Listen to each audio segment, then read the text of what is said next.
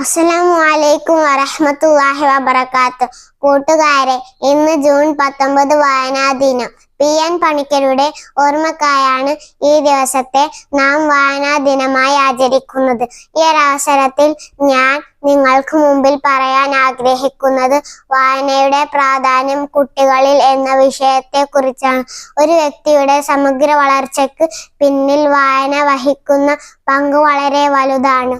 വായനയിൽ നിന്ന് ലഭിക്കുന്ന അറിവും അനുഭവവും ജീവിത വിജയത്തിന് ഉപകരിക്കുന്നു. വായിച്ചാൽ വളരും, വായിച്ചില്ലെങ്കിൽ വളയും എന്ന പ്രസിദ്ധമായ വരികൾ നമുക്ക് ഓർമ്മയില്ലേ? മനുഷ്യന്റെ നല്ല സ്വഭാവത്തിന് വായന സ്വാധീനം വഹിക്കുന്നുണ്ട്. പുസ്തകങ്ങളും ചങ്ങാതിമാരും ഒരുപോലെയാണെന്ന് പറയാറുണ്ട്.